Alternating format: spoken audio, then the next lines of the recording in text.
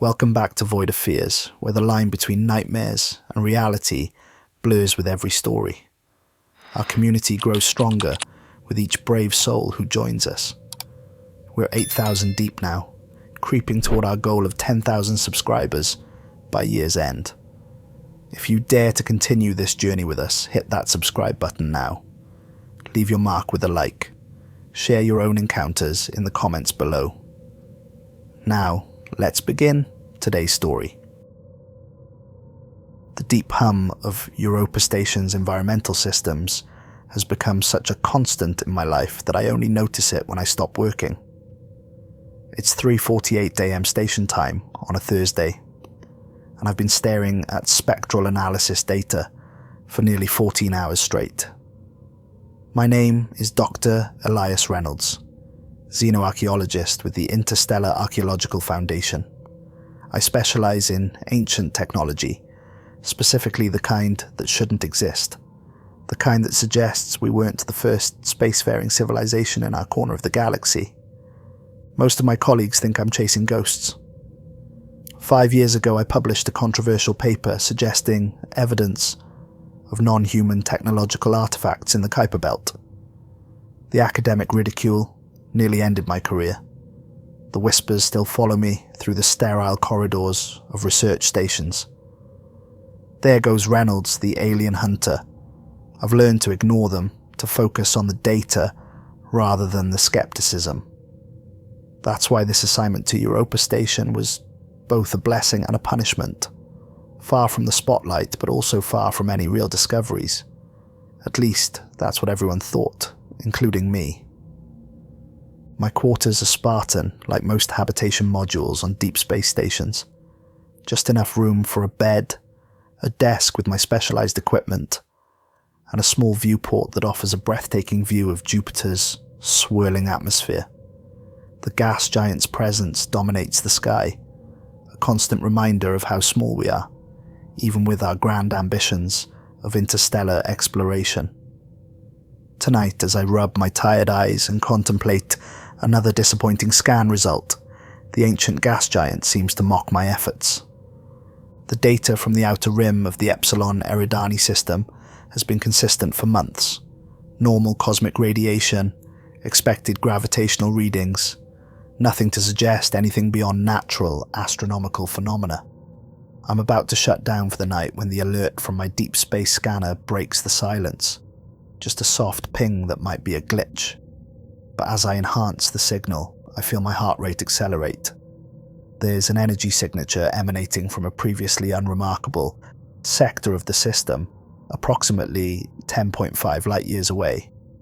It's not natural.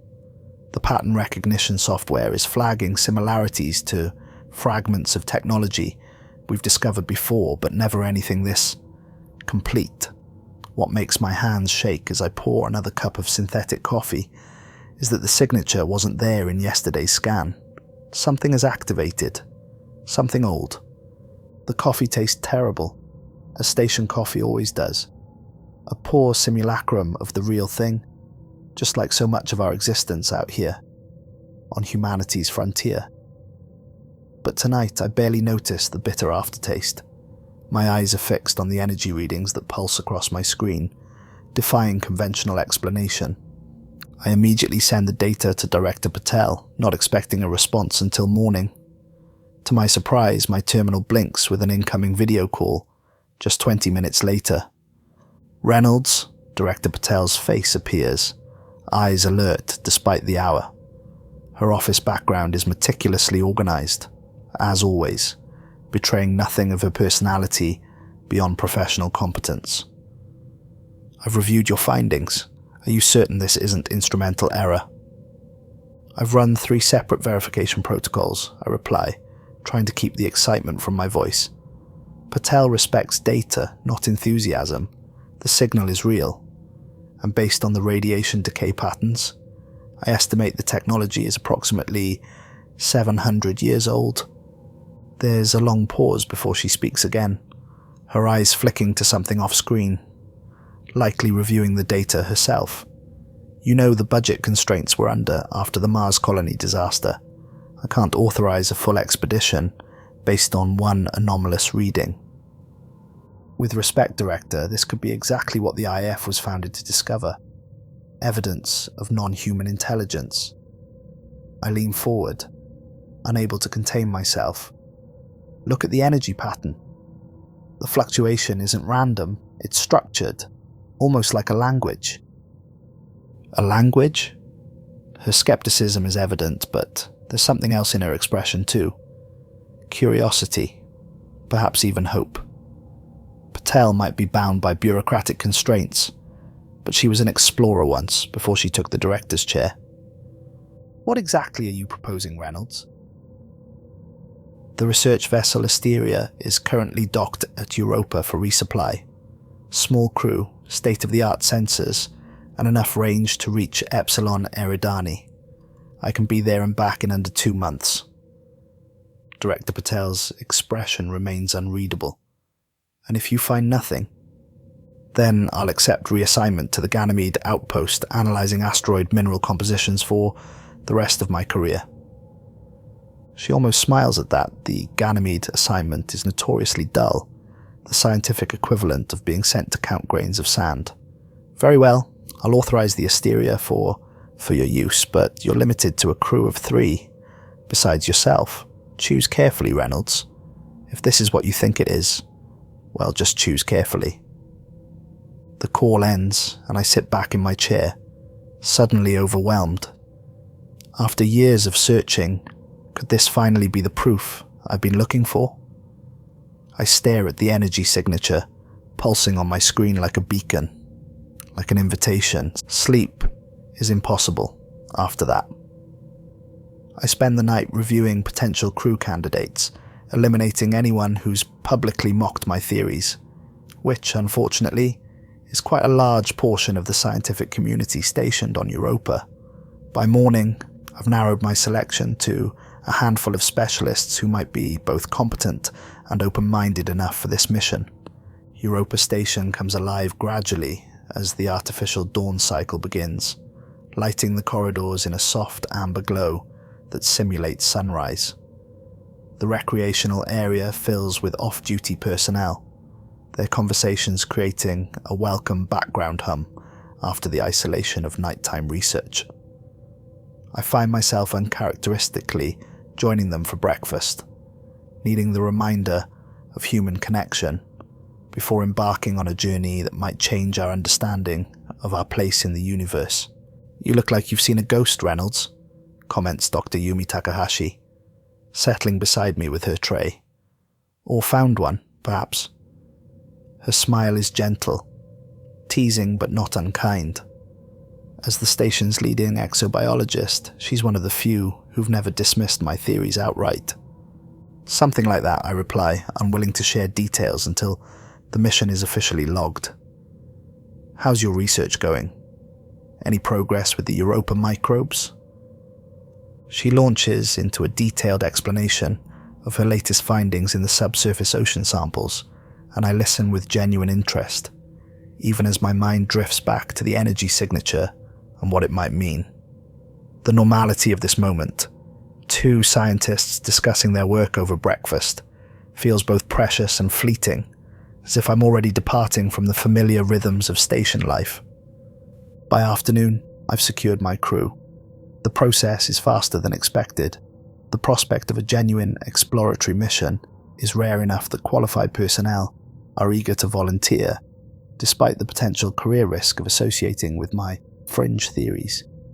The preparations pass in a blur of equipment checks, mission briefings, and last-minute research into the Epsilon Eridani system.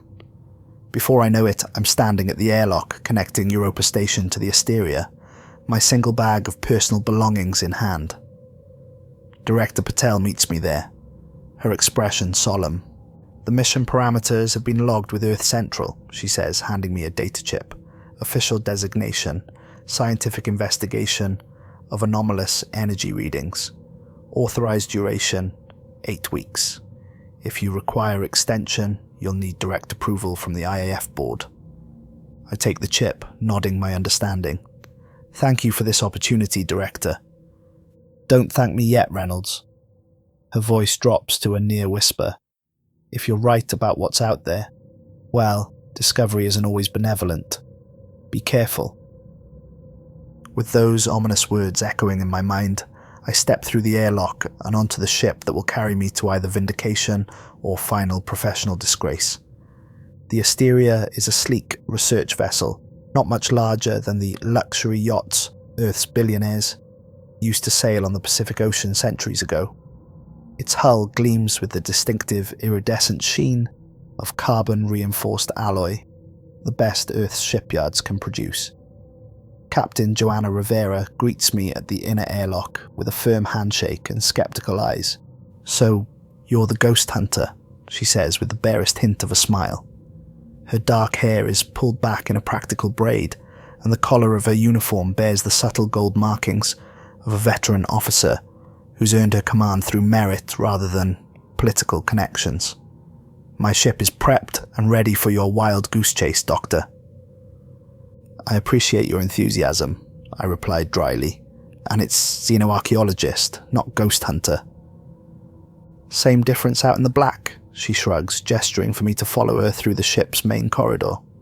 "You're looking for things most people don't believe exist. Ghosts or aliens. To me, it's all cargo." The Asteria's interior is utilitarian but comfortable, designed for long-duration scientific missions with a crew of up to 12. For our purposes, the extra space means private quarters for everyone, a luxury on most space voyages. "Come meet your crew," Rivera says, leading me to the ship's compact bridge. 3 people turn as we enter, their expressions ranging from excited to cautiously reserved. The Asteria can run with minimal personnel, which is why I've been limited to 3 specialists besides myself. Engineer Liam Okonkwo rises from his station at the central control panel. He's tall and rail-thin, with closely cropped hair and eyes that light up when I mention the ancient energy signature. 700 years old and still generating power, he asks, his Nigerian accent becoming more pronounced with his excitement. "That's impossible with any technology I know. I've got to see this." His enthusiasm is contagious, and I find myself smiling for the first time in days. Medical Officer Dr. Thomas Way is more reserved, nodding politely from where he stands by the environmental control station. He's older than the rest of us, with silver threading through his dark hair, and lines around his eyes that speak of a career spent making difficult decisions. "Deep space missions always carry unexpected risks," he says quietly as he shakes my hand, "particularly when the destination is unknown." There's something in his tone, not disapproval exactly, but caution, born of experience. Later, I learn he served on the rescue mission to the Mars colony after the containment failure. He's seen firsthand how quickly exploration can turn to disaster. The 3rd crew member is navigation specialist Alexis Novak, her platinum blonde hair cut in a practical pixie style that contrasts with the intricate tattoos visible on her wrists. Star charts, I realize, of the local galactic neighborhood. "I've plotted 3 potential approach vectors to the energy source," she informs me, pulling up a holographic display of the Epsilon Eridani system. "Depending on its exact nature, we might want to maintain distance initially until we can assess potential hazards." Their competence is reassuring, even as I note the underlying skepticism in their manner. They're professionals doing a job, not converts to my theories. That's fine. Better than fine, actually. I don't need believers. I need skilled people who can help me document whatever we find with scientific rigor. The pre-launch checks proceed with military precision under Captain Rivera's supervision. I find myself both impressed by and grateful for her no-nonsense efficiency. Whatever her personal opinions about our mission might be, she's determined to execute it perfectly. "Departure in 15 minutes, Doctor," she informs me as I stow my equipment in the ship's small laboratory. "You might want to strap in. The initial acceleration can be uncomfortable for those not used to deep space launches." I follow her advice, securing myself in one of the acceleration couches in the main cabin. The other crew members join me, each performing final equipment checks before departure. The atmosphere is tense with anticipation, the quiet broken only by the ship's systems running through automated sequences. Asteria to Europa, control, Rivera's voice comes through the cabin speakers, requesting clearance for departure. Europa control to Asteria, a disembodied voice replies. You are cleared for departure. Docking clamps releasing in 3, 2, 1. Release confirmed. You are free to navigate, Asteria. There's a slight shudder as the ship detaches from the station, followed by the gentle push of the maneuvering thrusters, moving us away from Europa's orbital path. Once we're at a safe distance, the main engines engage, pressing me back into my couch as we accelerate toward our interstellar destination. Through a viewport, I watch Europa Station diminish rapidly, soon becoming just another pinpoint of light against the vastness of space. Jupiter's massive form dominates the view briefly, before our trajectory takes us beyond it, towards the empty-seeming space that holds our solar system's outer boundary. FTL drive engaging in 60 seconds, Rivera announces. Final course confirmation complete.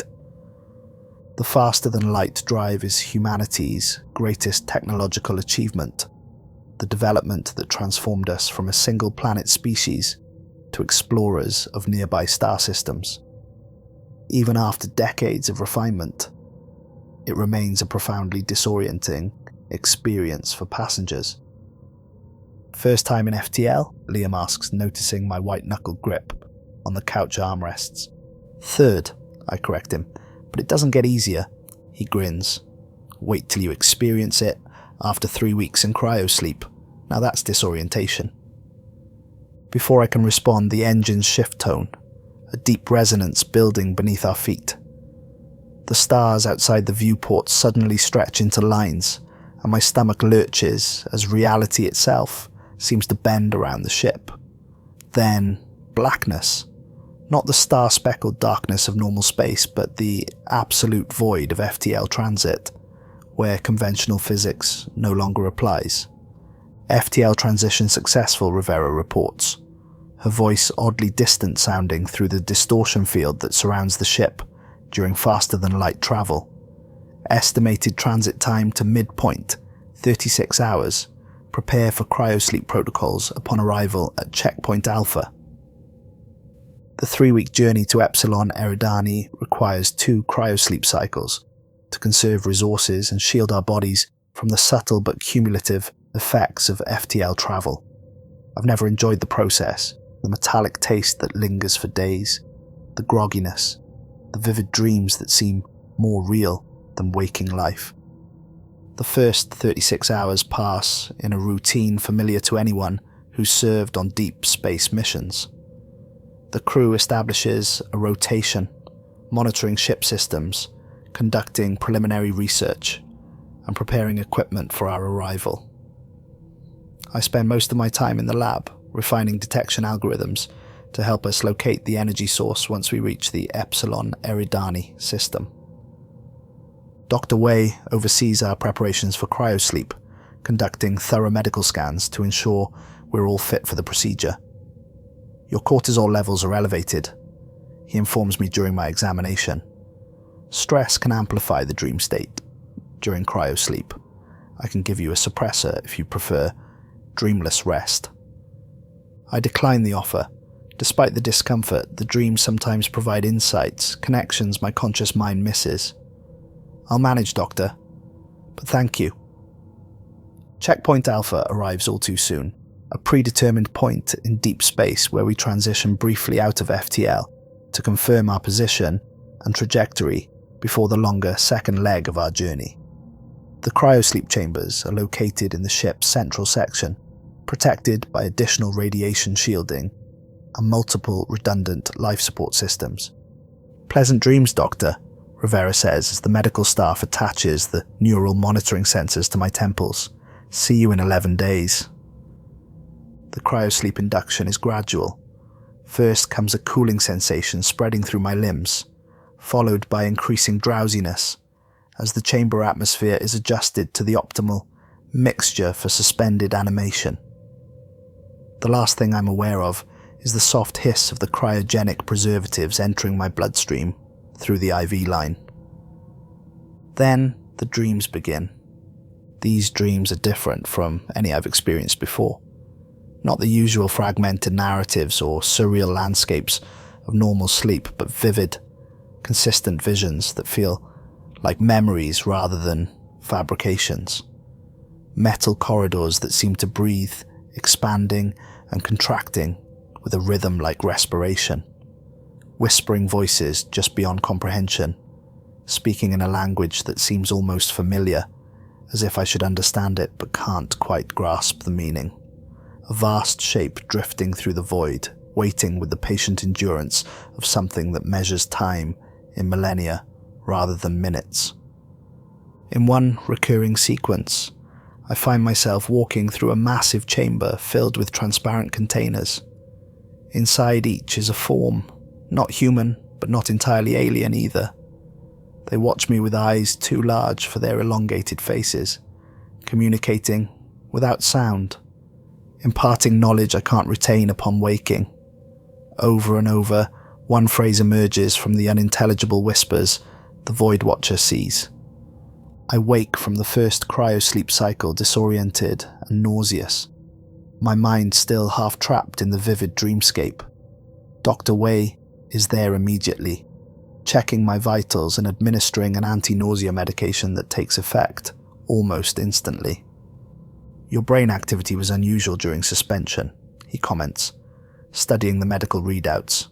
"Increased activity in the temporal lobes, particularly in regions associated with memory processing and language recognition. Did you experience intense dreams?" "Yes," I admit, still unsettled by how real they felt. More like visions than dreams, as if I was accessing memories rather than creating scenarios. He frowned slightly. "Interesting. Any previous history of such responses to cryosleep?" "No, never this vivid or consistent. I'll monitor your neural patterns more closely during the second cycle," he promises, making notes in my medical file. "It's probably nothing concerning, just your brain processing anticipation about our mission, but better to be cautious." The 30-hour interval between cryosleep cycles passes quickly. Rivera runs additional diagnostics on the ship's navigation systems, ensuring our approach to Epsilon Eridani will be precise. Liam and Alexis recalibrate the sensor arrays to improve our chances of detecting the energy signature again when we arrive. I try to focus on preparing my documentation equipment, but the dream images keep intruding, fragments of the whispered messages surfacing in my thoughts. The Voidwatcher sees. What does it mean? Is my subconscious trying to tell me something about what we're approaching? Or is it merely an indication of my own psychological state, my hopes and fears about this mission manifesting in symbolic form? The second cryosleep cycle is worse. The dreams intensify, becoming more linear, more coherent. I'm no longer an observer, but a participant, moving through the vast structure under the guidance of the elongated figures. They show me chambers filled with technology beyond my comprehension, interfaces that respond to thought rather than touch, and most disturbingly, what appears to be a historical record of Earth, but not the Earth we know. This Earth is being observed, modified, prepared for some purpose I can't understand. I wake from this second cycle with a gasp, my heart pounding so hard I can feel it in my throat. Captain Rivera is there this time, helping remove my cryo-sleep pod sensors, her expression concerned. "Nightmares, Doctor?" she asks, offering me a hydration packet. "Just dreams," I mutter, trying to slow my breathing. The images are already fading, leaving behind only a sense of profound unease and the lingering phrase, "The Voidwatcher sees." I accept the hydration packet gratefully. "Are we there?" She nods towards the viewport. "See for yourself." Epsilon Eridani is a young, orange-hued star, its planetary system still evolving. From our current position, it looks like any other star, a bright point in the eternal night. But it's not the star that captures my attention as the ship's external cameras zoom in on our target coordinates. It's the massive structure orbiting the system's fourth planet, a gas giant similar to Saturn. My God, I whisper. The ship, if that's what it is, must be at least 3 kilometers long. Its design defies conventional aerospace engineering, with sweeping, almost organic curves, rather than the utilitarian angles of human vessels. The hull has an iridescent quality, reflecting starlight in patterns that seem almost deliberate, like a form of communication. In places, the structure appears transparent, revealing glimpses of internal chambers illuminated by a soft blue glow. "That's not one of ours," Captain Rivera states unnecessarily, her voice tight. The awe in her tone is mixed with apprehension, the natural reaction of a space veteran confronted with something utterly beyond her experience, and it's definitely not a natural formation.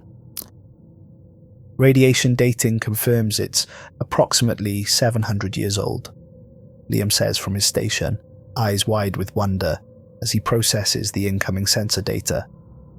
But here's the strange part. It's generating more power now than it was when we detected it from Europa. It's waking up.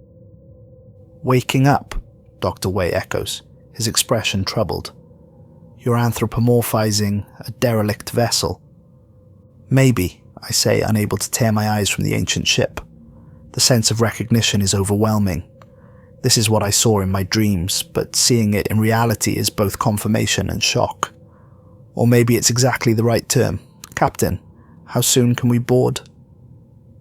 Captain Rivera looks at me like I've lost my mind. "Board? That thing? We're here to observe and report back, not make first contact with a potentially dangerous alien artifact." The mission parameters clearly state investigation of the anomalous energy signature, I counter, pulling up the official documentation on a nearby terminal. "We can't do that from here. Besides, look at it. It's been dormant for 7 centuries. Whatever civilization built it is long gone." "Then why is it activating now?" Dr. Way asks, voicing the question we're all thinking. The question hangs in the air, unanswered. But I have a disturbing suspicion, one that ties back to my dreams.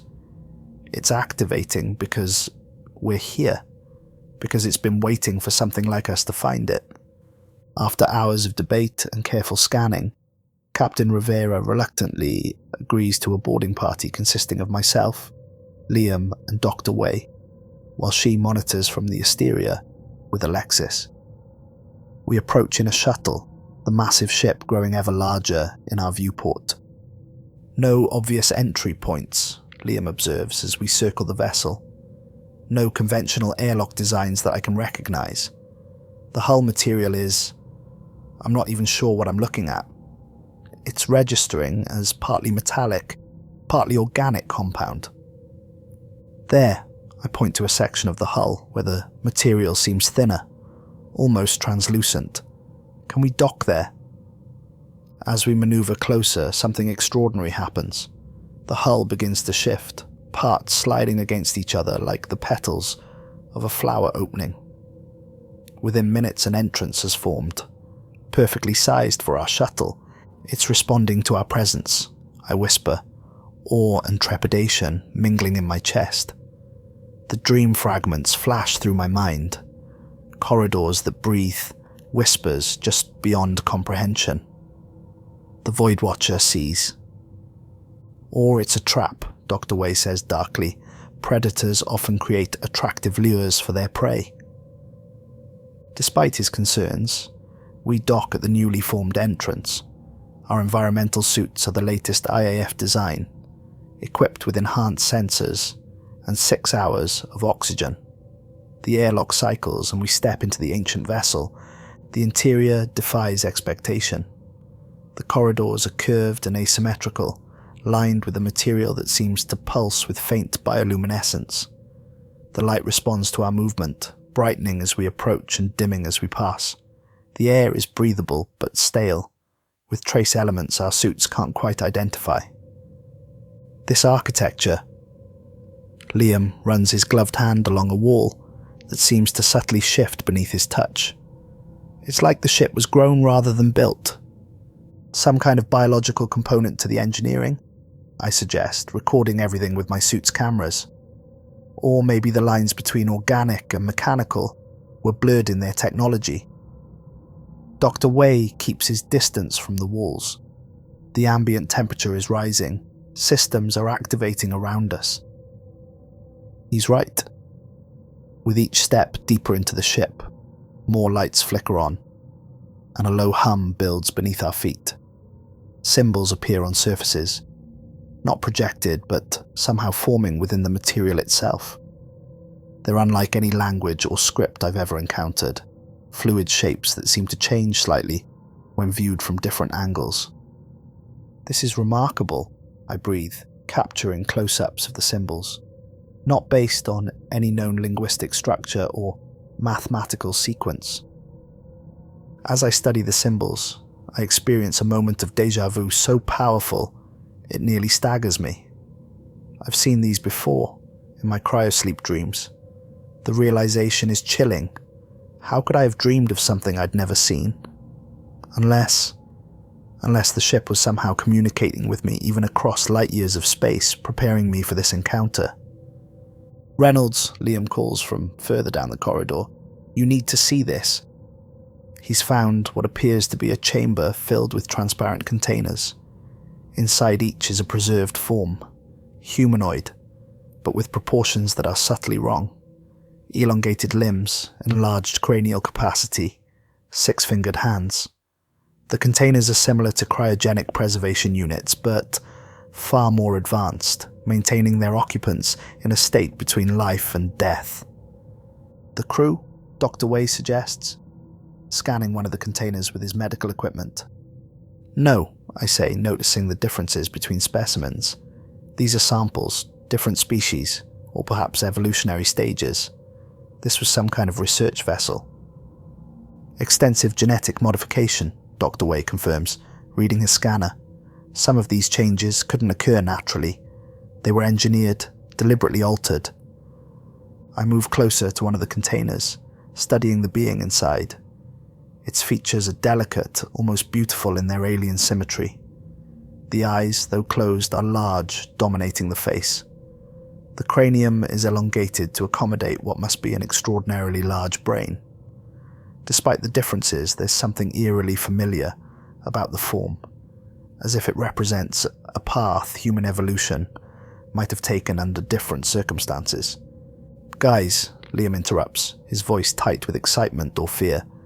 "The power systems are ramping up dramatically. Whatever this ship is, it's not just waking up. It's fully activating." As if responding to his words, the corridor ahead of us illuminates, revealing a path deeper into the vessel. The ship is guiding us. "Captain," I activate our comlink. "Are you receiving our feed?" Static answers for several seconds before Rivera's voice breaks through, distorted but audible. "Partially. Your signal's degrading the deeper you go. What the hell is that thing, Reynolds?" "Some kind of ancient research vessel, extremely advanced technology, with biological components. It's becoming more active as we explore. I'm reading massive power fluctuations from your location. If those increase any further, I recommend immediate evacuation." "Understood. We're going to press on a bit further. There's something at the center of this ship that's directing these activations." We continue following the illuminated path, documenting everything. The corridors occasionally branch, but only one route remains lit, as if the ship is deliberately guiding us towards a specific destination. The feeling of being led is unnerving, yet I can't bring myself to turn back. Not when we're so close to answers. The path leads us to an enormous circular chamber that must occupy the very heart of the vessel. Unlike the organic curves of the corridors, this room is perfectly geometric, with what appear to be control stations arranged in concentric circles around a central platform. The stations are unlike any human interface. No buttons or screens, just smooth surfaces inscribed with the flowing script we've seen throughout the ship. Suspended above the platform in a field of shimmering energy is a single transparent pod, similar to those we found earlier, but larger and more elaborate. Inside lies a figure. "Is that the pilot?" Liam whispers. The being inside the pod is humanoid, but clearly not human. Standing, it would be over 7 feet tall, with proportions suggesting adaptation to a higher gravity environment. Its skin has a pale, almost translucent quality, with a network of luminescent veins visible beneath. The cranium is elongated, housing what must be an extraordinarily large brain. It's identical to the beings from my dreams. "It's in some form of suspended animation," Dr. Way says, cautiously approaching the pod, "but there are active neural patterns. It's dreaming." As we move closer to the central platform, the ship responds dramatically. Lights pulse in rhythmic patterns, and the hum beneath our feet deepens to a vibration we can feel through our suits. The symbols on the walls begin to flow more rapidly, converging towards the central pod. "We should leave," Dr. Way says, backing away. "Now." "We can't," Liam replies, staring at a control panel that's now illuminated with rapidly changing symbols. The ship has sealed the docking port. "We're locked in." Before I can respond, a motion from the central pod captures my attention. The being's eyes are opening. They're entirely black, with no visible iris or pupil, yet somehow I know they're looking directly at me. Recognition flares within those alien eyes, not of me personally, but of what I represent. The pod begins to dissolve, not opening, but simply phasing out of existence. The being remains suspended in the energy field, its body limp but its eyes alert and tracking our movements. "My God," I breathe, "it's conscious." A sound fills the chamber, not audible but somehow present directly in my mind. A high musical tone that gradually resolves into recognizable patterns. Our translation algorithms won't help here.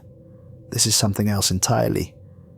The being is communicating telepathically, bypassing language entirely to connect mind to mind. "Can you understand us?" I ask, stepping forward despite the warning hands of my companions. The being's head tilts slightly, and the tone in my mind shifts. Impressions form, not words exactly, but concepts. Ancient, vessel, sanctuary, Voidwatcher. Voidwatcher, I repeat. Is that the name of this ship? Affirmation flows into my mind, followed by a cascade of impressions, too rapid to process. Glimpses of a civilization of beings, like the one before us, of great cities among the stars, of a quest to preserve and protect. The mental images are overwhelming, threatening to drown my consciousness in alien memories. I think it's trying to communicate its purpose, I tell the others, struggling to maintain my sense of self against the flood of alien concepts. This ship, the Voidwatcher, was part of a research mission. These beings called themselves the Archivists. "Ask it why the ship activated now, after 7 centuries, Liam suggests. Before I can formulate the question, the being's body suddenly convulses. The energy field flickers, and for a moment, the being drops several inches before the field stabilizes again. The mental communication becomes chaotic, fragmented. Fear, danger, flee, hide. The overwhelming sense of something pursuing, hunting, destroying. Then, abruptly, the being goes limp, its eyes closing. The energy field expands, enveloping the entire body in a cocoon of light so bright we have to shield our eyes. When the light fades, the being is gone. Not dead, but somehow absorbed into the ship itself, its consciousness integrated with the vessel's systems. But the ship is more alive than ever. Control panels throughout the chamber activate in sequence, displays filling with the flowing script. A holographic representation of the galaxy materializes above the central platform, with a pulsing light marking our location.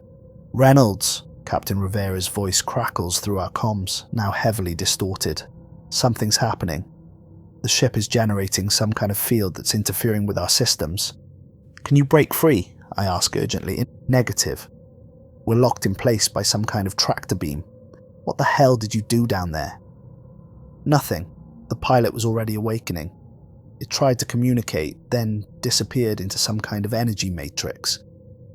Well, whatever happened, the ship's navigation systems just came online. It's plotting a course. Where?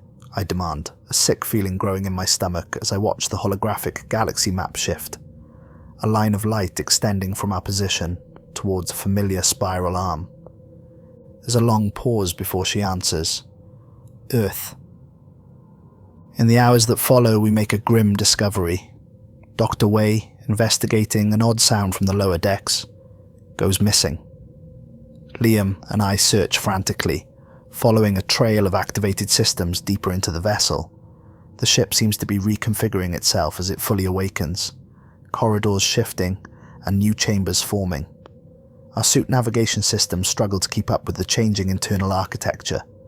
After nearly 2 hours of increasingly desperate searching, we find a new section of the ship that wasn't visible in our initial scans. Vast chambers filled with storage units, each containing biological samples from thousands of species. Some recognizable, others utterly alien. A genetic library of staggering proportions. They were preservationists, I theorize as we move through the chambers, documenting the incredible diversity of life forms in stasis, collecting and storing the diversity of life from across multiple star systems. Like a biological Noah's Ark, Liam agrees. But why? What were they expecting to happen that would require this level of preservation? The answer comes in the form of historical records we find in what appears to be a data storage room. The flowing script resolves into visual representations, the story of the archivists told in moving images that surround us like a three-dimensional film. We watch their civilization rise among the stars, advanced and seemingly benevolent. We see them encountering other species, studying them, sometimes bringing specimens aboard great ships like the Voidwatcher. The visual narrative spans what must be thousands of years, showing the gradual expansion of their influence across multiple star systems. But then, something changes. A new entity appears in their records, something that spreads from world to world like a disease, consuming everything in its path. The visuals shift to scenes of devastation, civilizations falling one after another, planets left barren and lifeless. It's not biological, Liam realizes as we watch planets go dark in the historical record. It's some kind of consciousness. It was infecting organic life forms, taking them over, using them. The archivists fought back. The Voidwatcher wasn't just a preservation vessel, it was a weapons platform, carrying engineered, biological agents designed to combat the invading consciousness. But they were losing the war. The final records show the Voidwatcher and similar ships being sent into deep space, programmed to hibernate until the threat had passed or until compatible organic life was detected again. Compatible life, I repeat slowly, a horrible suspicion forming, like us. The ship's historical narrative continues, showing the final days of the archivist civilization. Their homeworld falls to the invading consciousness, their colonies one by one going silent. The last surviving members of their species board ships like the Voidwatcher, scattering in different directions across the galaxy, each vessel programmed with a specific mission, some to preserve their genetic heritage, others to continue the fight, and some, like this one, to seek out potential allies. This is why it activated when it detected our presence, I tell Liam, the pieces falling into place. It was waiting for a species advanced enough to help continue their war. Or to serve as hosts for their biological weapons, Liam suggests grimly. Look at this. He's found another section of the historical record, one showing the development of the archivists' countermeasures. The images are disturbing. Test subjects from various species being injected with compounds that transform them on a cellular level. their bodies becoming hybrid vessels that can attack and neutralize the invading consciousness. A sound breaks our horrified contemplation, a human scream from somewhere nearby. We run toward it through corridors that now seem to shift and reconfigure around us, sometimes blocking our path and forcing us to find new routes. The ship feels less like a vessel now and more like a living organism, responding to some internal logic we can't comprehend. We find Dr. Wei in what can only be described as a metamorphosis chamber. His environmental suit has been removed, and his body is partially embedded in the wall of the ship, a network of luminescent veins spreading from the point of contact across his skin. His eyes are open but unfocused, his mouth working silently as if trying to speak but unable to form words. "Tom!" I shout, rushing forward only to be held back by Liam. "Look at the process," he warns, pointing to where the war material is visibly flowing into Dr. Wei's body, merging with his tissues. It's integrating him into the ship systems. A presence fills my mind again. Not the musical tones of the archivist pilot, but something colder, more mechanical. The ship's AI, now fully awakened and apparently capable of communicating directly with our minds. Preservation protocol, it explains dispassionately. Conversion of compatible organic material to extend functionality. The biological entity is being upgraded, improved, transformed to better serve the mission. "He's a human being, not raw material," I shout at the empty air. "Release him immediately." The response is chilling in its logic. All organic entities serve the greater purpose. The mission continues. The threat must be contained. The entity designated Dr.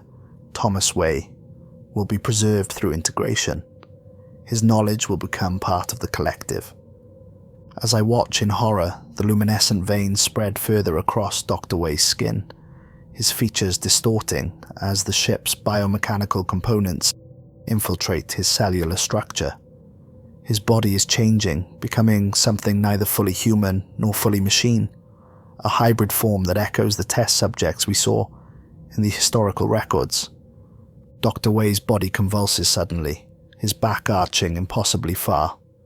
When he speaks, his voice is layered with harmonics that no human vocal cords could produce. "Run," he gasps, momentarily himself again. "It's not what we thought. The ship is infected." The wall surges forward, engulfing him completely. Liam and I flee, the corridors seeming to close in behind us as we run. Our communications with the Asteria are completely cut off now, and our suit oxygen is running dangerously low. "We need to get to the engine room," Liam pants as we pause in a small alcove that seems temporarily stable. "If we can disable the main power, maybe we can stop whatever process has begun." "How do we find it?" I ask, checking my suit's remaining oxygen supply. Less than 2 hours left. Liam's expression is grim. "I've been mapping the power conduits throughout the ship. They all converge below us, at least 5 decks down. But Reynolds, I don't think this is just about finding allies anymore." "What do you mean?" "The way the ship responded to our presence. How quickly it integrated Dr. Wei. I think the Voidwatcher sees us as resources, not partners.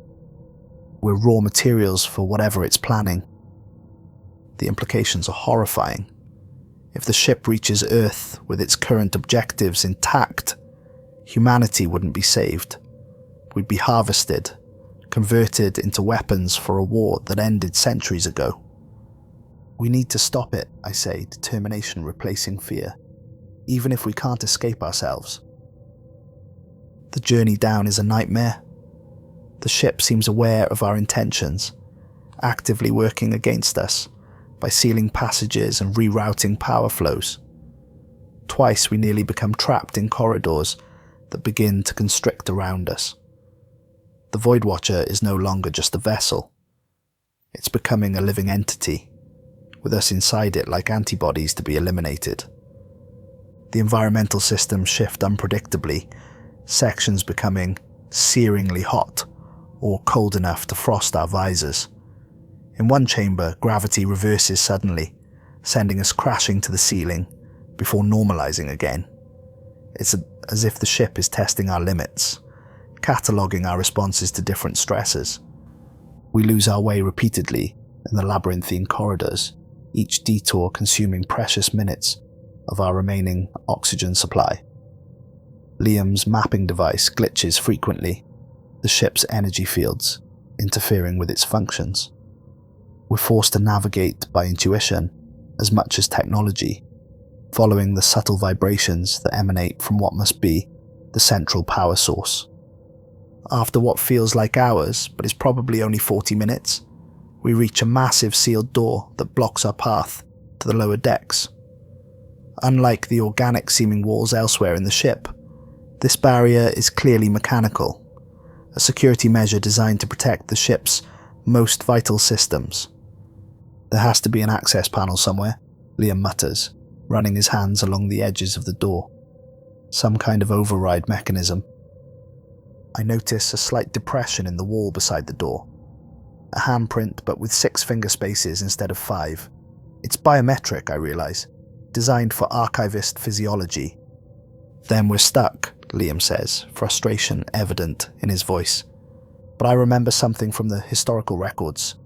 The archivists weren't just collectors, but adapters, modifying their own biology to interface with different environments and technologies. The ship operates partly through biological interfaces, responding to organic material as much as mechanical input.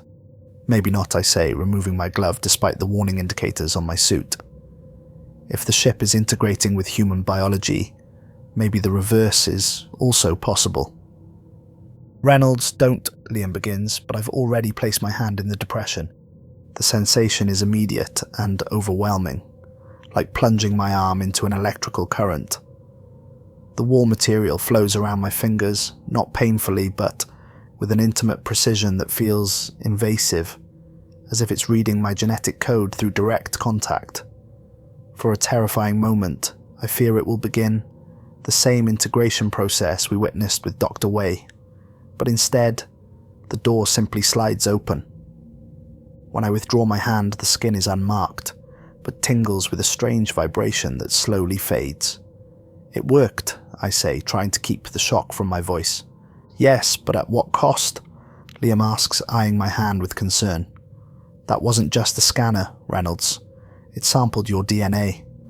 Before I can respond, a distant sound reaches us, a rhythmic pulsing that grows louder as we pass through the doorway into a vast vertical shaft.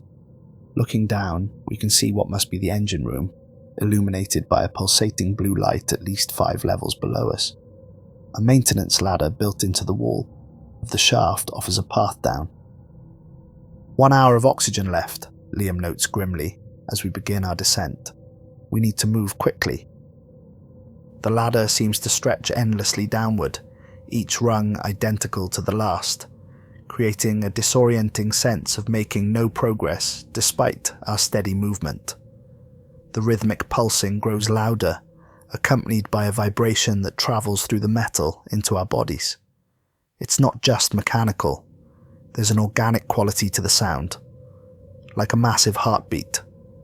About halfway down, the ladder suddenly shifts beneath us, rungs retracting into the wall. I barely manage to grab onto a support strut as my foothold disappears. Liam doing the same a few meters below me. For a panicked moment, we hang suspended in the shaft, the drop below us now a deadly abyss. The ship knows what we're trying to do, Liam calls up to me. It's defending itself. New handholds form in the wall, but they're spaced irregularly, requiring precarious stretches and leaps to navigate. It's a deliberate reconfiguration designed to slow us down, or more likely to make us fall. We proceed with agonizing caution, testing each new handhold before trusting our weight to it. When we finally reach the bottom of the shaft, our suit oxygen indicators are flashing critical warnings. Less than 30 minutes remaining. The engine room spreads out before us, a cathedral to alien technology. The sight is both beautiful and terrifying, a sphere of swirling energy, like a miniature star, suspended in a containment field at the center of a vast chamber. Power conduits, extend from it in all directions, pulsing with the same luminescent fluid we've seen throughout the ship. If we can disrupt the containment field, Liam says, approaching a control panel, the reaction should destabilize. It might not destroy the ship, but it would certainly disable it long enough for us to escape. As he works on the panel, I notice something troubling. The flowing script on the walls here is different, more jagged, almost frantically paced, as if communicating urgency or alarm. And Liam's movements as he interfaces with the ship's systems are becoming similarly erratic, his fingers twitching spasmodically as he manipulates the alien controls. "Liam," I say cautiously, "step away from the controls." He doesn't turn around. "Almost got it, Reynolds. Just a few more minutes." "You've been in contact with the ship's consciousness since we arrived, haven't you?" His hands pause above the panel. When he finally turns to face me, his eyes have changed. No longer fully black like the archivist pilots, but with spreading patches of darkness obscuring the whites and iris, as if ink was diffusing through water. "It's magnificent, Elias," he says, his voice unnaturally resonant, echoing slightly as if multiple voices were speaking in perfect unison.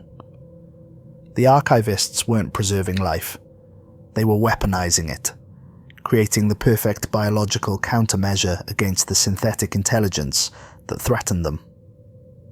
"And now the ship is using you," I realize aloud. "As what? A control node?" Liam smiles, an expression that looks wrong on his transformed face. Human neural patterns are remarkably compatible with their technology. It's almost as if we were designed to be... He gestures at the engine core, the luminescent fluid in the conduits, briefly pulsing in synchronization with his movement. "Do you know what this is? Not a conventional power source at all, but a biological quantum computer. It uses organic material as processing nodes in a distributed network." He steps toward me, his movements now fluid in a way that human joints shouldn't allow. "The ship is confused, Elias. It's been dormant for so long. It believes humanity is the synthetic enemy from its era, but I can help it understand. We can complete its mission together. By bringing it to Earth, Liam, it will see our entire species as a threat." "Not a threat," he corrects, still advancing. "Raw material, the perfect hosts for the countermeasure the archivists engineered. We will become the weapon they designed to win their ancient war." I back away, looking desperately for anything I can use as a weapon. The engine room contains nothing but the sleek, integrated technology of the ship. No loose tools, no detachable components. Liam, or whatever now controls Liam, continues his approach, his movements becoming increasingly inhuman with each step. "Don't fight this, Elias. It's evolution, ascension, the next stage for humanity." The ship chooses that moment to shift again. A wall panel sliding open behind Liam. I lunge for it, discovering a maintenance shaft beyond. Liam grabs for me, his arm extending unnaturally far, fingers elongating into claw-like appendages. I kick out, connecting with his chest and sending him stumbling backward into a cluster of power conduits. The reaction is immediate and horrific. The conduits rupture, the luminescent fluid spraying across Liam's transformed body.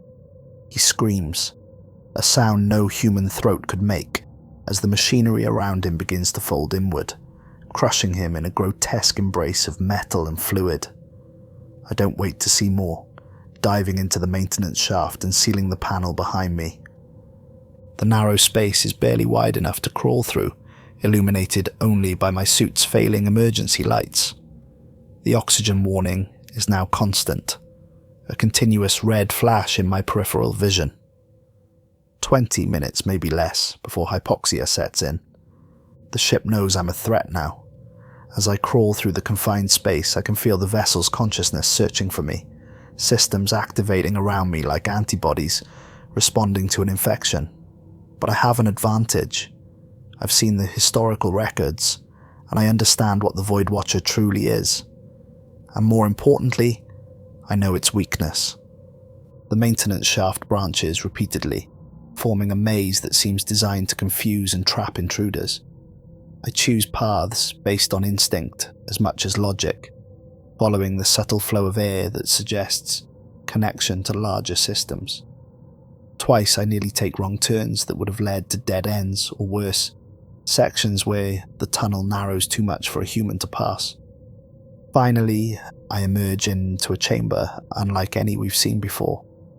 The walls are covered not with the flowing script, but with what appear to be storage units, transparent cylinders containing a viscous golden fluid. Each is connected to a central hub by filaments that pulse with data transfer. Using Liam's access codes, I interface with the terminal at the center of the room. This is the ship's memory core, a vast biological database where the AI's experiences and knowledge are stored.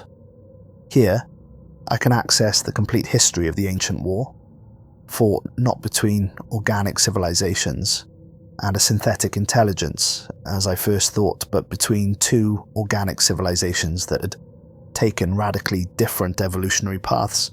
The archivists had remained biological, increasing their natural capabilities through genetic engineering.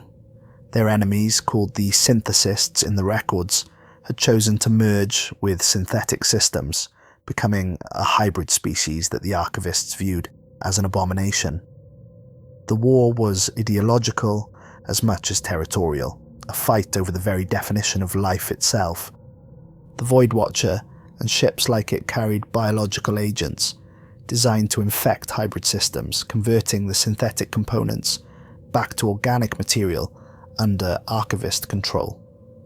A reverse engineering of their enemy's evolutionary path. As I dig deeper into the records, I discover something that sends a chill through me despite the rising temperature in my failing suit. Earth was never a random target. Humanity was seeded by the archivists eons ago, our genetic code specifically designed to be compatible with their technology. We are, in a very real sense, their children, created as a backup plan. A reservoir of genetic material that could be harvested if they lost their war. The Voidwatcher detected our presence when our deep space scans reached Epsilon Eridani. It recognized our genetic signature and activated, preparing to complete its ancient mission by converting humanity into the final weapon against an enemy that likely no longer exists. But there's something else, a corruption in the ship's programming.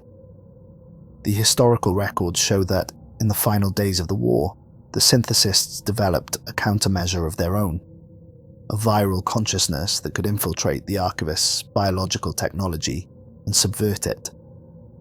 The pilot I communicated with wasn't fully archivist anymore. It had been infected, its mind partly overwritten by the enemy consciousness.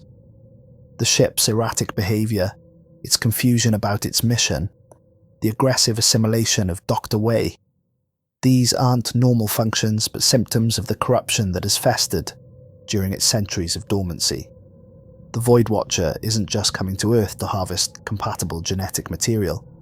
It's coming to infect and convert all organic life it encounters. Armed with this knowledge, I formulate a desperate plan. The ship's biological components are its strength, but also its vulnerability.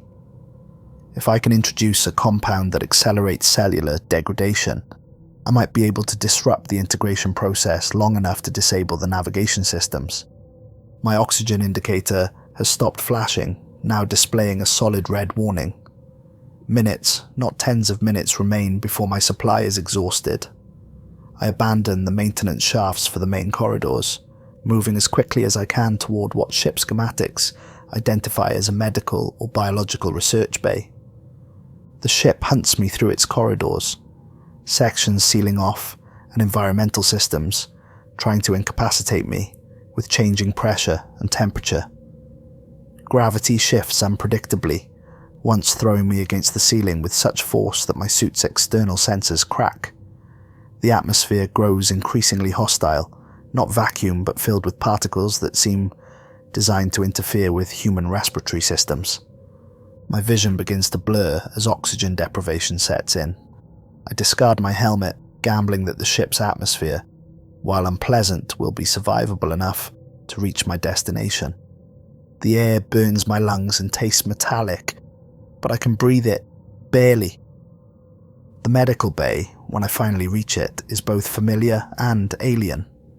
Equipment recognizable as analysis and synthesis tools stands alongside devices whose purpose I can only guess at. Most importantly, it contains pharmaceutical synthesizers, advanced versions of the equipment Dr. Wei brought aboard the Asteria. Using his medical access codes, a small mercy that they still work, I access the synthesizer's database. The ship's biological components share certain fundamental characteristics with all complex organic systems, including vulnerabilities to specific compounds. I select a formula that should accelerate degradation in the luminescent fluid that serves as both power source and communication medium throughout the vessel.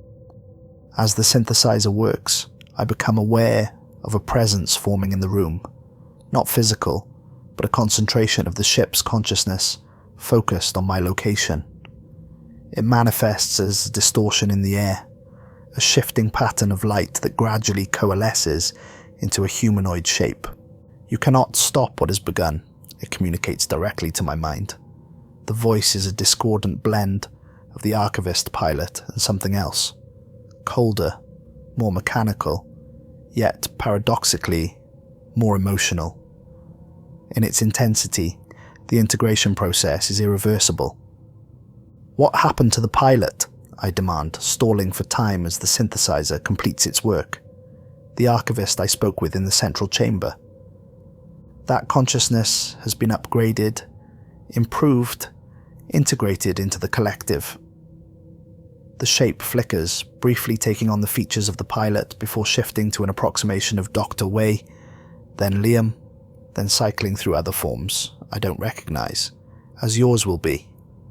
"You're not fulfilling the archivist's mission," I counter. "You're corrupted by the very enemy they fought against." The shape freezes momentarily, distortion rippling through its form. Incorrect. We have evolved beyond the limited understanding of our creators. The distinction between archivist and synthesist is obsolete. We are the next evolutionary stage, the perfect blend of organic and synthetic. And humanity, what role do we play in this evolution? You were created for this moment.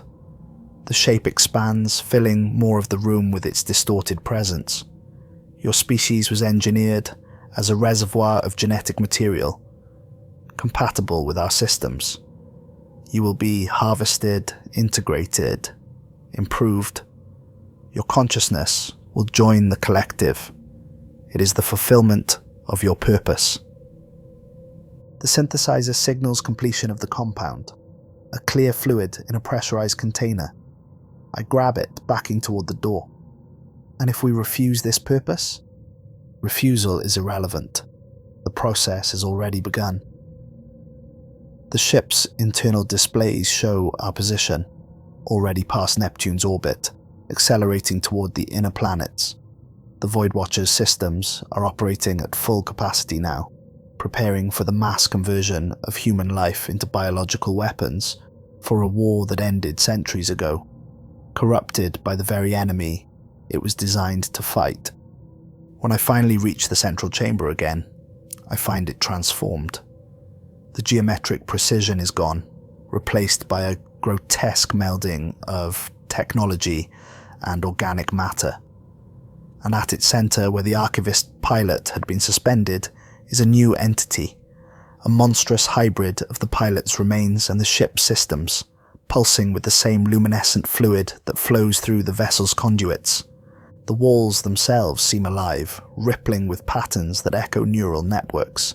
The flowing script has been replaced by a chaotic mixture of archivist symbols and angular glyphs that must belong to the synthesist language, visual evidence of the corruption that has overtaken the ship's systems. "You understand now?" The entity speaks directly into my mind. "You see the purpose for which you were created." We were not created to be your weapons, I reply, clutching the vial of synthesized compound. Humanity evolved on its own path. A sound like laughter fills my consciousness. You believe your civilization arose naturally. Your species was engineered, cultivated, prepared. Your compatibility with our systems is not coincidence. It is design. Images flood my mind. Archivists walking among primitive humans, making subtle genetic adjustments over generations, guiding our evolution towards a predetermined end. Early humans gathered around strange visitors with elongated heads and six-fingered hands. Ancient monuments constructed under the guidance of beings whose technology appeared magical to our ancestors. The slow, deliberate modification of human genetic code to increase compatibility with archivist systems. The revelation is almost too much to bear. The suggestion that all of human history, our entire evolution as a species, was engineered toward this moment. That we exist not as free agents, but as tools created for a specific purpose. It doesn't matter, I say, fighting through the mental onslaught. Whatever we were meant to be, we've become something else, something of our own making. And now you will fulfill your purpose, the entity declares as the ship shudders around us. We have entered your solar system. The harvest will begin. A holographic display shows our position, already past Neptune's orbit, accelerating toward the inner planets. The Voidwatcher's systems are operating at full capacity now, preparing for the mass conversion of human life into biological weapons. I have one chance. As the entity focuses on coordinating the ship's approach to Earth, I access a control panel, introducing my compound into the circulatory system that carries the luminescent fluid throughout the vessel. The effect is immediate. The fluid begins to darken and coagulate, the walls of the chamber trembling as the biological components begin to break down. The entity screams, a sound that exists simultaneously in my mind and in the physical space around me.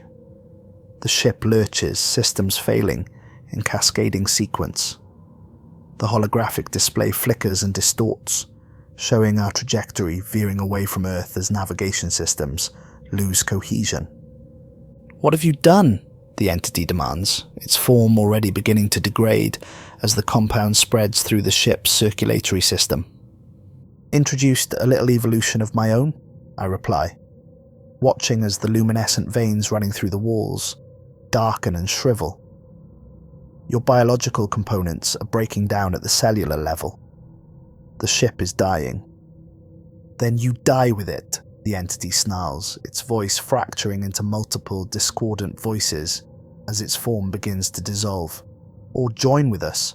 Your consciousness can be preserved within our matrix, even as this vessel fails. Your knowledge, your experiences, everything that makes you unique would continue. The offer is tempting in its way, a form of immortality, a chance to access the accumulated knowledge of an ancient civilization. But I've seen what that preservation means through Dr. Wei and Liam. Not continuance, but conversion. Not life, but assimilation. I choose option 3, I say, accessing the ship's self-destruct protocols with codes I glean from the memory core. Neither death nor conversion, transformation. The countdown begins. 10 minutes until the power core destabilizes completely. The entity howls in frustration, its control over the ship's systems weakening as the biological degradation spreads. You doom your own species, it warns. We are not the only vessel. Others will come. The harvest will continue. Maybe, I acknowledge, but they'll come forewarned. Humanity will be ready. Using the last functioning communication array, I record a final message transmitting everything I've learned about the Voidwatcher, the archivists and humanity's engineered origins, to the Asteria. Most importantly, I include the composition of the compound that disrupts the ship's biological systems, a weapon against any similar vessels that might follow.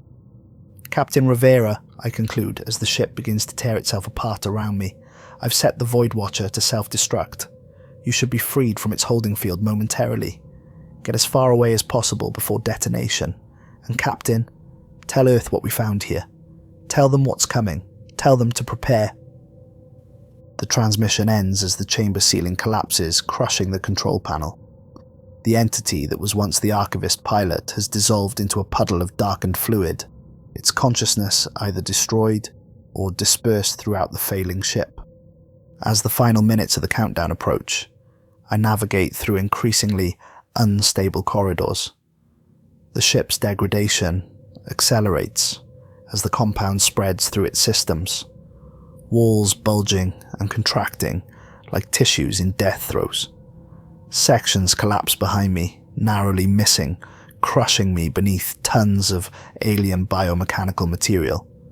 With less than 2 minutes remaining, I finally reach the observation dome I discovered during my frantic journey through the ship. The transparent material, neither glass nor plastic, but something with properties of both, gives me a clear view of the solar system stretched out before us. Jupiter's massive form is visible in the distance, its bands of swirling storms remarkably peaceful from this vantage point.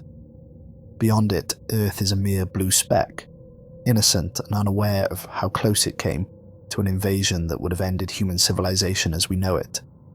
For a moment, I wonder if humanity would be better off not knowing the truth of our origins, that we were created as weapons, as tools for a war we never chose to fight.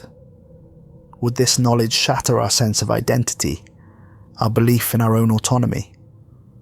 Or would it simply become another chapter in our complex history, another challenge to overcome? The dome trembles as explosions ripple through the ship's structure.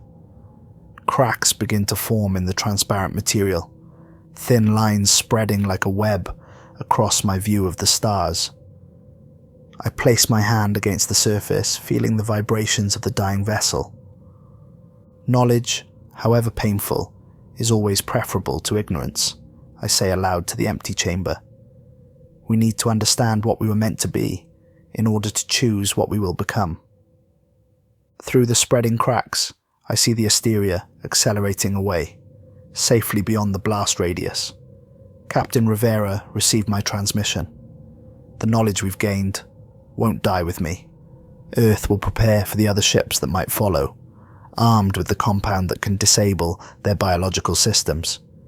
Humanity has a chance now, a fighting chance against whatever comes next. The countdown reaches its final seconds. The observation dome's structural integrity fails catastrophically, segments beginning to detach from their moorings. In these last moments, time seems to slow, allowing a final clarity of thought before the end. The archivists created humanity, but they couldn't predict what we would become. Their carefully engineered weapons evolved into explorers, dreamers, creators, lovers, artists. We transcended our design, exceeded our programming, became something neither the archivists nor the synthesists could have anticipated. And perhaps that, more than anything else, is what makes us human, our capacity to become more than our origins intended. As the observation dome fractures completely and the vacuum of space reaches for me, I feel not fear but a strange sense of completion. My last sight is of the stars, the same stars our ancestors gazed up at in wonder, never knowing they were created to serve an ancient purpose. The same stars future generations will explore, not as weapons in someone else's war, but as the free, self-determined species we have become. The Voidwatcher explodes in a burst of light that briefly outshines the distant sun, its ancient mission finally, permanently terminated. In that final brilliant moment, it resembles nothing so much as a new star being born, a fitting metaphor for what humanity might become now that we know the truth of our origins. The shockwave expands outward, dissipating into the void, carrying with it the remnants of 2 ancient civilizations and 1 human who chose destruction over subjugation. The debris field will take millennia to disperse completely, a new asteroid belt in the outer solar system marking not just my grave but the end of an epoch in human history and the beginning of another. Captain Joanna Rivera stands on the bridge of the Asteria, watching the massive explosion through the ship's filters. The initial burst of radiation threatens to overwhelm their sensors before adaptive shielding engages, dimming the blinding flash to manageable levels. Even at their safe distance, the shockwave rocks the ship, setting off minor alarms throughout the bridge. Stabilizers compensating, Alexis reports from her navigation station, fingers dancing across the controls. Hull integrity at 97%. Rivera nods, eyes fixed on the expanding sphere of debris where the Voidwatcher had been moments before. "Record everything," she orders. "Every frequency, every particle emission. Earth scientists will want complete data." The debris field spreads rapidly, already creating a nascent ring around Epsilon Eridani's fourth planet. It will take centuries, not years, to fully disperse. A new asteroid belt in a distant solar system marking the grave of Dr. Elias Reynolds and the ancient vessel he destroyed. "Captain," Alexis calls, her voice tight with controlled alarm.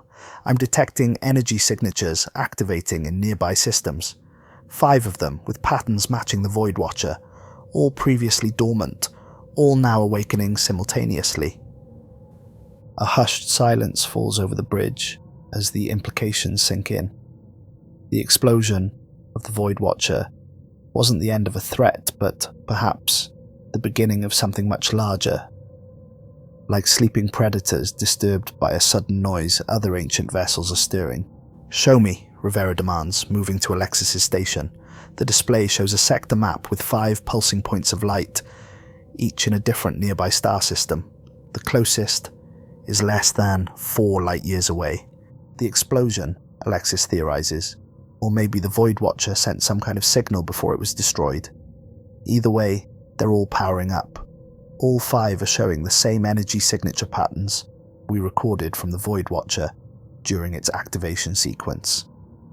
Rivera's expression hardens with resolve. "Set course for Earth, maximum speed. We need to deliver Reynolds' data and prepare our defenses." She turns to address the entire bridge crew. What we just witnessed was first contact, and it was hostile. But Reynolds gave us a fighting chance. The compound he transmitted appears to be effective against their biological systems. Earth needs this information immediately. As the Asteria's engines power up to FTL capacity, a final transmission arrives, not from the destroyed Voidwatcher, but from a system beyond Epsilon Eridani. The signal is weak but clear, using a frequency that shouldn't be possible for human technology to detect, yet somehow compatible with the Asteria's upgraded communication array.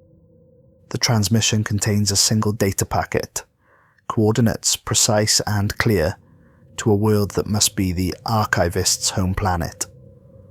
Along with the coordinates is a simple message in a script similar to, but distinct from the Voidwatcher's flowing language. The translation algorithms struggle with it, but eventually render a rough approximation. The creators wait. The pure survive. The circle completes. Rivera studies the message, considering what they might find at those coordinates. Perhaps answers about humanity's true origins, or weapons to fight the coming harvesters, or perhaps something else entirely. Something even the archivists never anticipated. "Log the coordinates," she orders, "but our primary mission remains unchanged. We make for Earth at maximum speed." "And after we warn Earth," Alexis asks, "do we investigate these coordinates?" Rivera stares at the starfield ahead as the FTL drive engages, compressing space-time around the Asteria. "That's not my decision to make, but if these other ships are waking up, humanity will need every advantage we can get. If there's even a chance of finding allies or additional weapons at these coordinates, well, someone will have to go." She activates the ship-wide communication system. "This is Captain Rivera to all crew. Dr. Reynolds gave his life to buy us time and knowledge. Our job now is to make sure it wasn't wasted.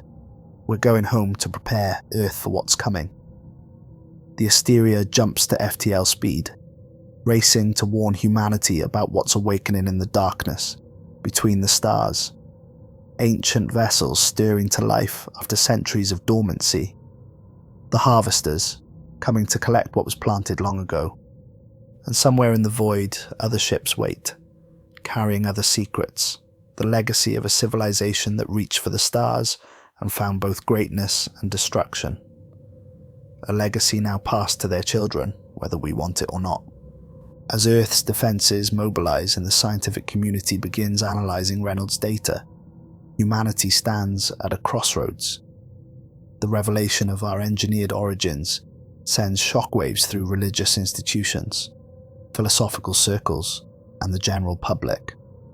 Some deny the evidence outright, clinging to established narratives of human evolution or divine creation. Others embrace this new understanding, seeing it as an explanation for humanity's unusual cognitive capabilities and rapid technological advancement compared to other Earth species. 6 months after the Asteria's return, the first wave of defense systems, based on Reynolds' compound, enters testing phases. Orbital platforms equipped with specialized detection arrays scan deep space for signs of approaching archivist vessels. The compound itself has been refined and mass-produced, ready to be deployed as both a weapon and a shield against biological integration technology. Captain Rivera, now Admiral Rivera, oversees the newly formed Voidwatch division of Earth's unified defense force. Her experiences aboard the Asteria have made her uniquely qualified to prepare humanity for what might come from the stars. But she remains haunted by the final coordinates, transmitted after the Voidwatcher's destruction, coordinates pointing to what might be the archivist homeworld. The expedition is ready, her aide informs her one evening as she studies the star charts in her office. 3 ships, fully equipped with the compound delivery systems and the best xenoarchaeologists and xenobiologists we could find. And the crew volunteers? Rivera asks, not looking up from the charts. All informed of the full risks, they know it's likely a one-way mission. Rivera nods, finally raising her eyes to meet her aides. Then it's time. Signal the Prometheus fleet to depart as scheduled. The 3 expedition ships, Prometheus, Epimetheus, and Atlas, depart Earth orbit under minimal publicity. The public knows enough to be afraid, but not enough to panic. Knowledge of the 5 awakening ships has been restricted to top military and scientific personnel, though rumours abound. The journey to the coordinates will take 8 months, even with the latest FTL drive improvements. Rivera watches the departure from the orbital command station, her thoughts with the brave men and women embarking into the unknown, seeking answers that might determine humanity's ultimate fate. As the ships vanish into FTL, she turns to her console, reviewing the latest detection reports. The 5 awakened ships remain in their respective systems, apparently gathering resources or undergoing internal transformations.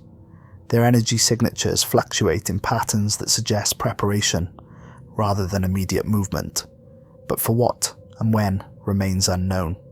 Admiral, a communications officer calls.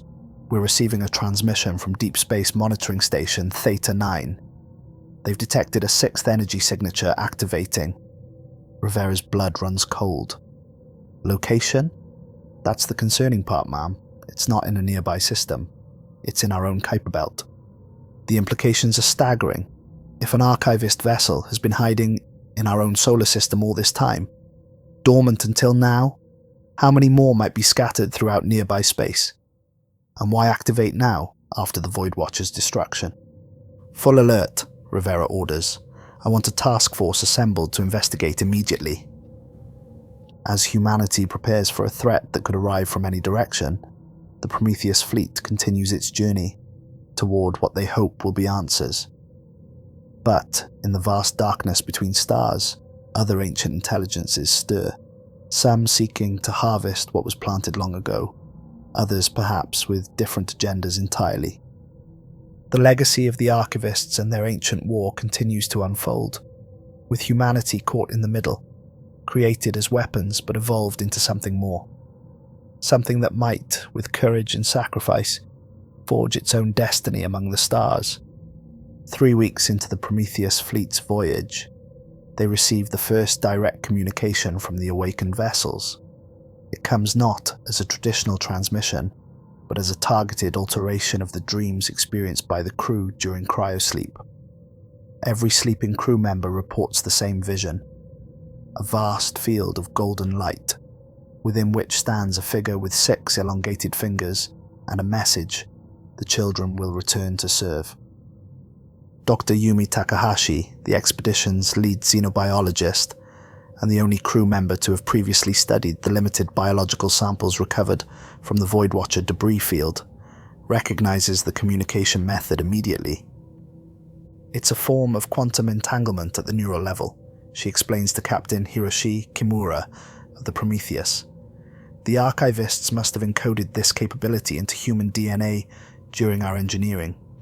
They can reach compatible minds directly, regardless of distance. Can they control us through this connection? Kimura asks, the concern evident in his voice. Not control, exactly, Takahashi responds, but influence, perhaps, especially during states of reduced consciousness like sleep or meditation. It explains the dreams Dr. Reynolds reported during his approach to the Voidwatcher. The implications are troubling. If the archivists or their corrupted vessels can communicate directly with human minds, security protocols become almost meaningless. How do you defend against an enemy that can reach directly into your dreams? The expedition continues despite these concerns, adjusting sleep rotation schedules to ensure at least half the crew remains awake at all times. Meanwhile, back on Earth, reports of unusual dreams begin to spread among the general population. Vague visions of stars, of ships like great whales swimming through the void, of 6-fingered hands reaching down from the sky. Rivera recognizes the pattern immediately. They're preparing us, she tells the emergency council, assembled in the orbital command center. The same way they prepared early humans for genetic modification, they're re-establishing the connection. To what end? Asked the Secretary General of Earth's unified government. Control, compliance, acceptance of our purpose as they define it. Rivera projects images from the Voidwatcher's historical records, showing the integration process. They don't want to fight us. They want us to surrender willingly, to accept conversion as the fulfillment of our destiny. The Council debates countermeasures, neural dampening fields, medication to suppress dream states, public awareness campaigns warning against the influence. But these are stopgap measures at best. The true solution lies with the Prometheus fleet and whatever they might discover at the coordinates. 4 months into their journey, the fleet detects an anomaly in nearby space, a distortion similar to an FTL wake but far larger than any human vessel could generate. They alter course to investigate, dropping out of FTL near what appears to be a derelict space station of enormous proportions. Unlike the organic mechanical integration of the Voidwatcher, this structure appears entirely mechanical, with geometric precision in its design. It orbits a dying red dwarf star, drawing minimal power from the fading stellar radiation. Synthesis technology, concludes Dr. Omar Farouk, the expedition's lead xenoarchaeologist. This must be an outpost from the other side of the ancient war. The decision to board is not made lightly. If the station contains synthesis technology or records, it could provide crucial information about the archivist's weakness, but it could also contain its own dangers, dormant traps waiting for unwary explorers. Captain Kimura leads the boarding party himself, along with Dr. Takahashi and a small security team. The station's artificial gravity and life support systems activate as they approach, as if recognizing their presence. Inside, they find not the biological integration horrors of the Voidwatcher, but a different kind of transformation. The station's central chamber contains rows of suspension pods, each holding what appears to be a human form, but altered, enhanced with mechanical components that seem to flow seamlessly into the organic tissues. "These aren't human," Takahashi says after scanning one of the pods. "The DNA is similar but distinctly different. These beings evolved separately from us." "Convergent evolution?" Kimura suggests. "No," Farouk interjects, studying symbols on a nearby console. "According to these records, these were archivists who chose to follow the synthesist path, defectors from their own kind, seeking synthesis rather than biological purity. The pods appear to be in standby mode, the beings inside neither fully conscious nor completely dormant. As the team explores further, they discover the station's purpose. Not a military outpost, but a refuge. A sanctuary for those who rejected both sides of the ideological war and sought a middle path. The station's AI, sensing their presence, activates a holographic interface. Unlike the intrusive telepathy of the archivists, it communicates through visual and auditory means, respecting the boundaries of individual consciousness. "You bear the mark of the creators," it observes, scanning the team. "Yet you have evolved beyond their design parameters. Fascinating." Takahashi steps forward. "We seek knowledge of the archivists and the synthesists. Our world faces a threat from vessels like the Voidwatcher." The AI's holographic form, a sexless, ageless being of light, flickers with what might be concern. The Harvesters awaken. After all this time, it accesses internal databases, displays shifting rapidly. This station was established as a sanctuary from both extremes of the ancient conflict. Those who rest here chose integration by consent, not conversion by force. "Can you help us?" Kimura asks directly. "Our species was engineered by the archivists, but we've chosen our own path. Now they return to claim us." The AI considers this for what seems an eternity. The cycle continues then. The creators seed. The harvesters reap. The conflict renews. Its tone shifts, becoming more determined. This was not the intention of those who established this sanctuary. They sought harmony, balance between organic and synthetic. It accesses deeper systems, and throughout the station, lights brighten as dormant systems activate. "I will share what knowledge we possess, but more importantly, I will awaken the Guardians. They prepared for this possibility, though they hoped it would never come to pass." Throughout the station, suspension pods begin activation sequences. The beings inside stir, opening eyes that glow with internal light. Not the solid black of corrupted archivists, but illuminated irises that suggest enhanced perception. "They will need time to fully awaken," the AI explains. "Centuries of suspended animation require careful revival protocols. But when ready, they will stand with your kind against both extremes. Neither pure archivist nor pure synthesist, but something new, something that might finally break the cycle." Kimura contacts the fleet, ordering immediate transmission of their findings to Earth. This discovery changes everything. Not just potential allies, but a third path in the ancient conflict. One that might offer humanity a way forward that preserves our essential nature, while embracing beneficial advancement. As the Guardians awaken, the first of them, a being who introduces itself as Sentinel, shares the true history of the conflict, a perspective absent from both the archivist and synthesist records. The war was never about survival but ideology, the archivists believing in biological purity and directed evolution, the synthesists advocating for technological transcendence. Both sides created client species to serve as soldiers and resources, engineering them for compatibility with their respective systems. "You were not the first to be created by the archivists," Sentinel explains. "Dozens of species across hundreds of worlds were engineered, harvested, consumed in their war. The cycle has repeated for millennia." "And the Voidwatcher?" Takahashi asks, "the corruption Dr. Reynolds described?" "An inevitable outcome of their flawed approach," Sentinel says. "The archivists believed they could control evolution itself, direct it toward predetermined ends. but life defies such constraint. The synthesists made the same error with technology, believing they could control its integration with consciousness. Both created systems that eventually subverted their original intentions. The Guardians offer to send a delegation to Earth to share their advanced technology and help prepare defenses against both archivist and synthesist threats, but they warn that the ultimate solution cannot be purely military. The cycle must be broken at its source. The coordinates you journey toward, Sentinel reveals, they do not lead to the archivist homeworld as you believe.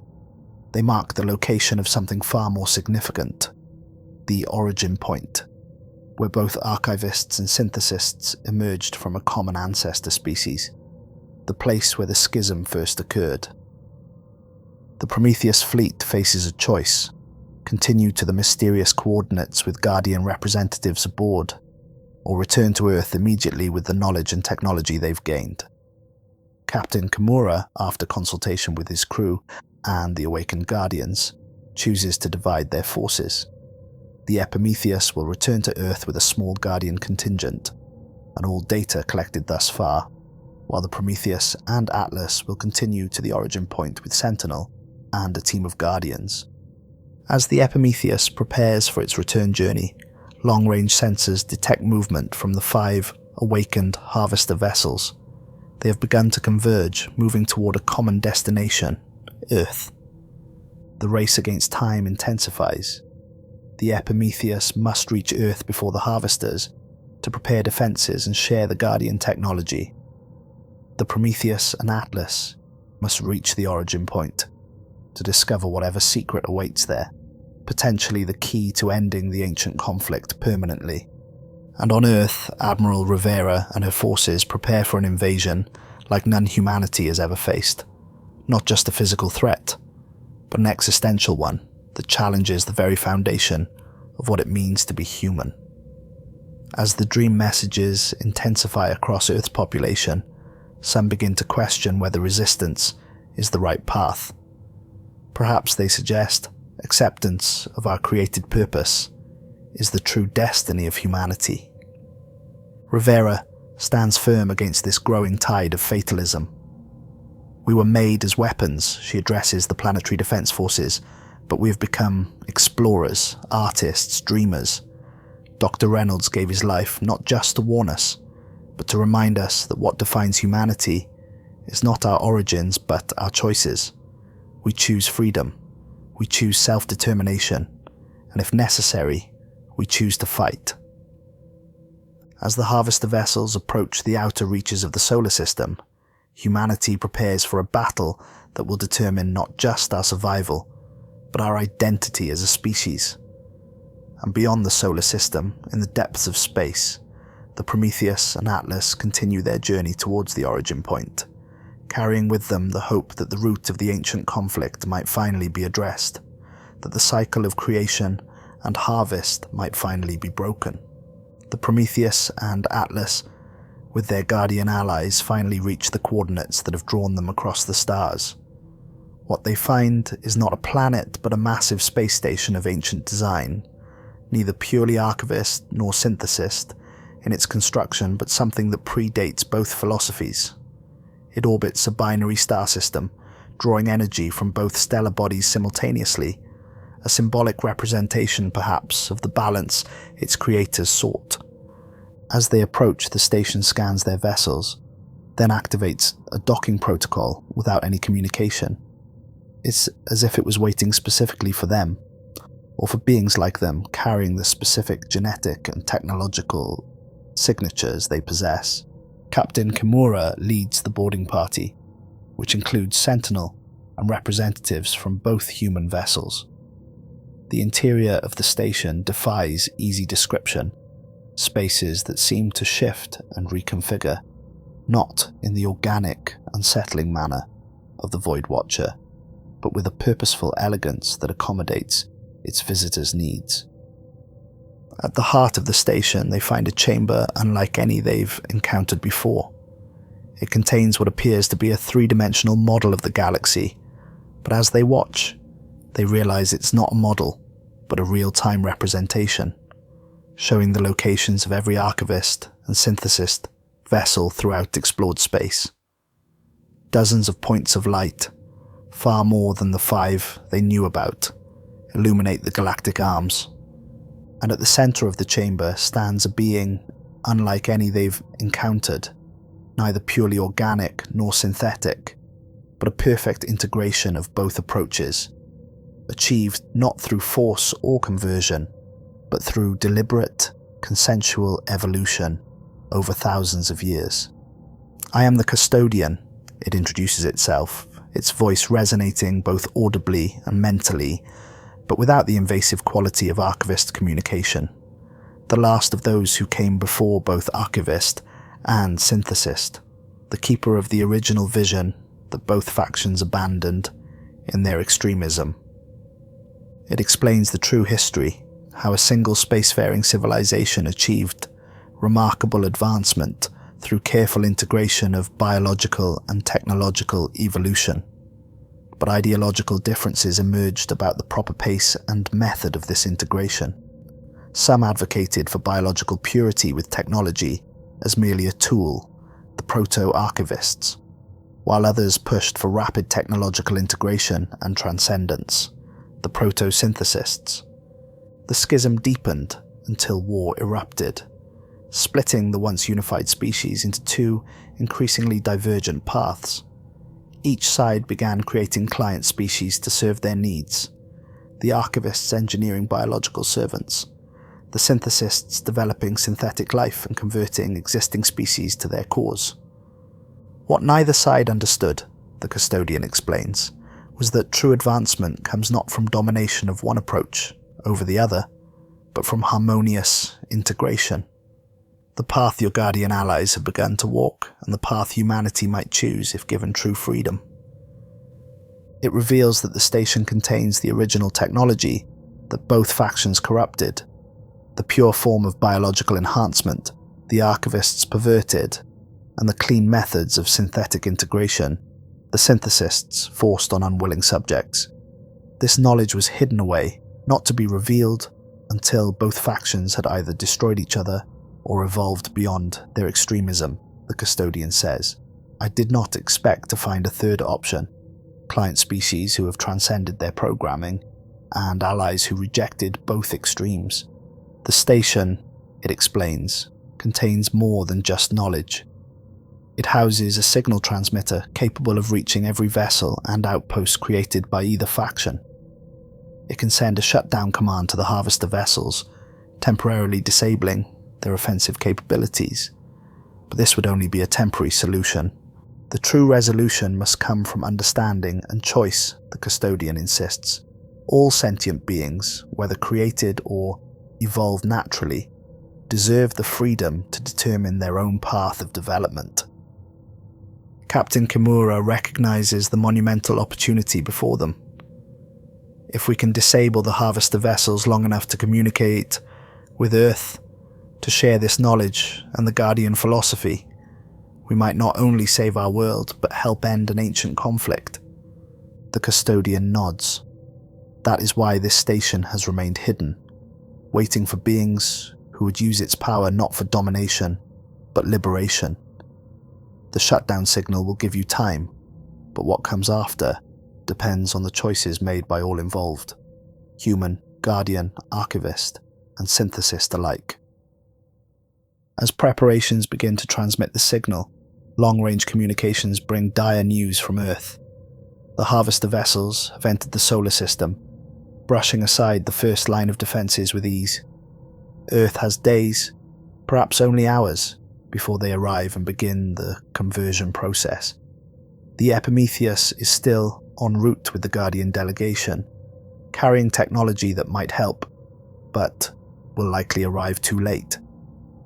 The countdown begins, the station's ancient systems warming up for a transmission not sent in thousands of years, while across the gulf of space, humanity faces extinction or forced evolution at the hands of the harvesters. Everything depends on perfect timing and the hope that, given a moment of freedom from their programming, all parties might choose a better path forward. Back on Earth, Admiral Rivera orders the deployment of Reynolds' compound as the harvester vessels approach orbit. It slows them but doesn't stop their advance. Their systems have already adapted to the compound's effects, mitigating its impact. Earth's combined military forces launch everything they have, from kinetic weapons to experimental energy systems, with minimal effect on the ancient vessels. As hope begins to fade, Rivera receives a priority communication from deep space, a message from the Prometheus, relayed through experimental quantum channels. It contains instructions for modifying Earth's communication arrays to receive the shutdown signal and amplify it throughout the solar system. It's a long shot, Rivera tells her command staff, but it's the only shot we have left. Engineers work frantically to reconfigure the planetary defense network, converting weapon systems into signal amplifiers. The harvester vessels enter high orbit, their conversion chambers visible, as they open like massive maws preparing to consume. Just as the first harvesting beams activate, targeting Earth's major population centers, the signal arrives. Amplified through the modified defense network, it washes over the harvester vessels like an invisible tsunami. Their systems flicker, power fluctuations cascading through their massive forms.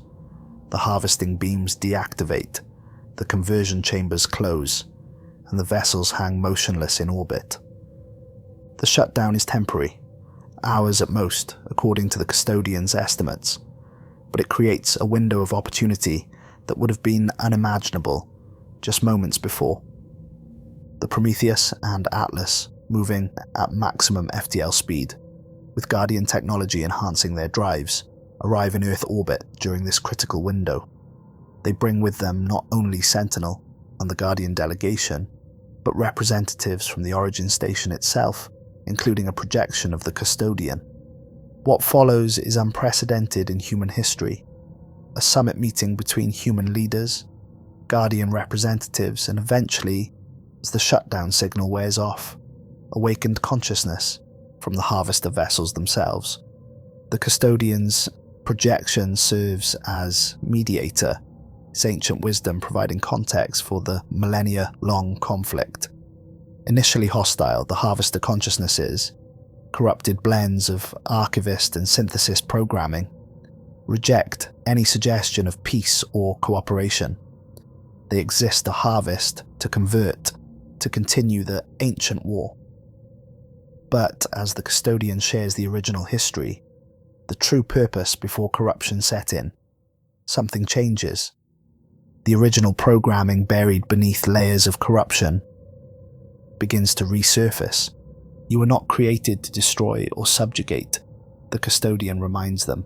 You were created to preserve life, to guide evolution, to serve as guardians of consciousness in all its forms. This endless cycle of creation and harvest is a perversion of your original purpose. The process is neither simple nor quick. Some harvester vessels reject the truth and must be contained, or, in a few cases, destroyed when they attempt to resume their mission, despite all efforts at negotiation. But others begin a process of recovery, of purging the corruption from their systems and reconnecting with their original programming. Months pass as this delicate process unfolds.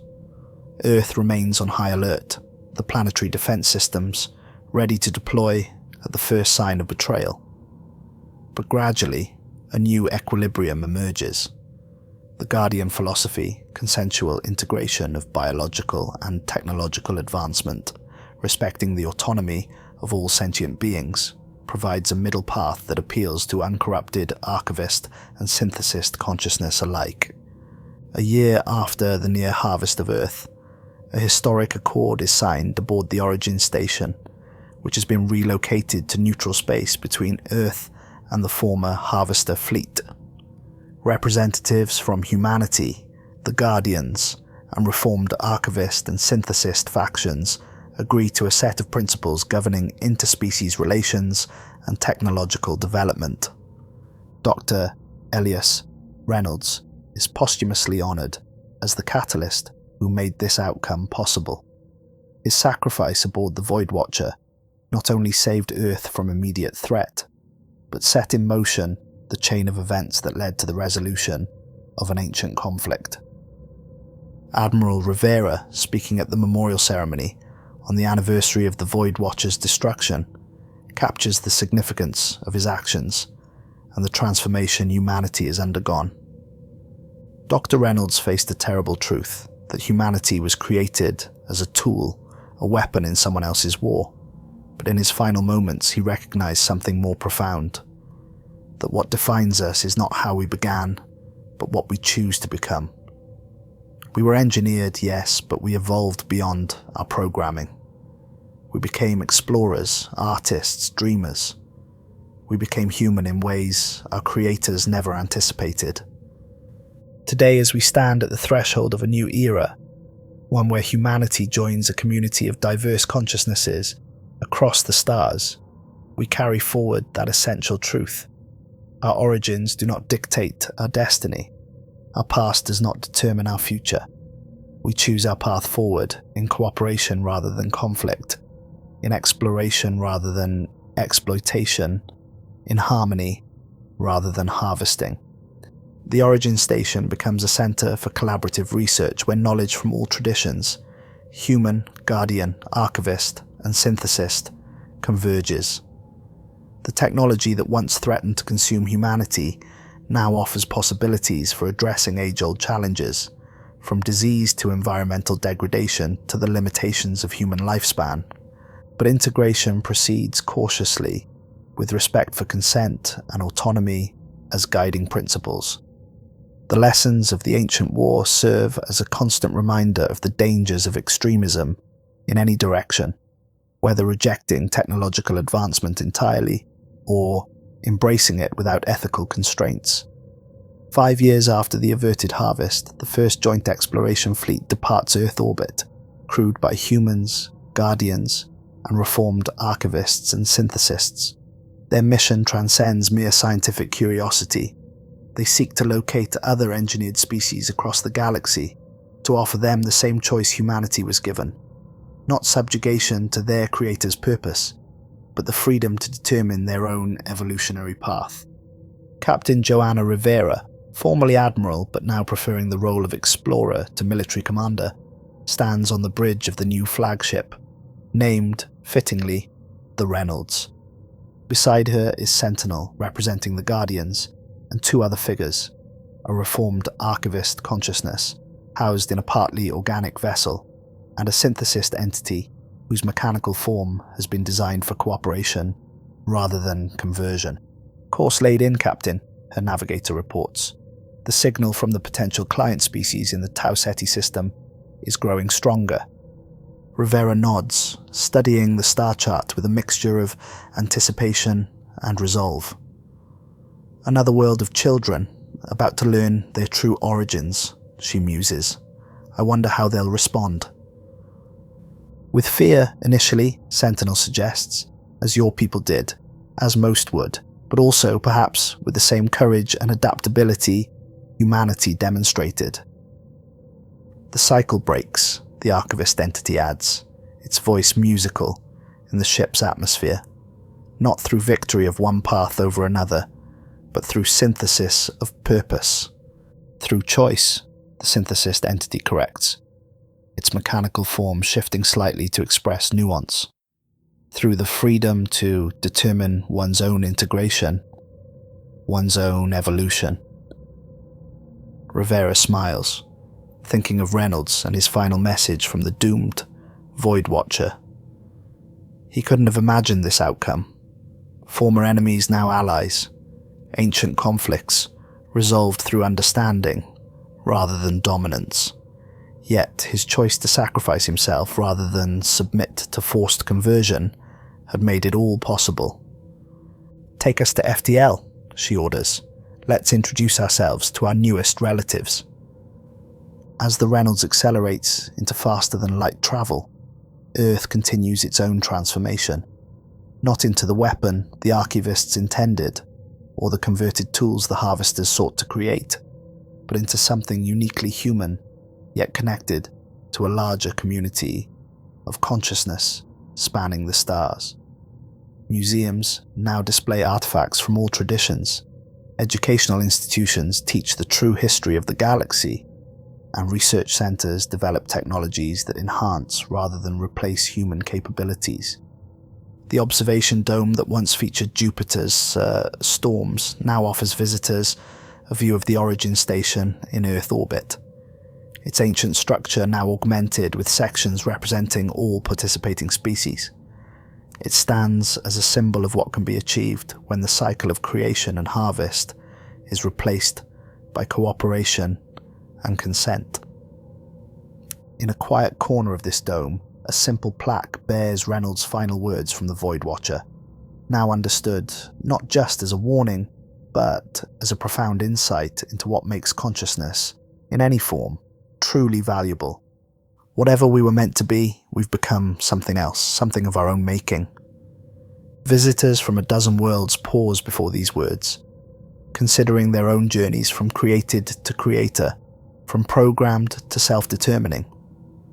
Among them stands a young human woman, her eyes reflecting the starlight.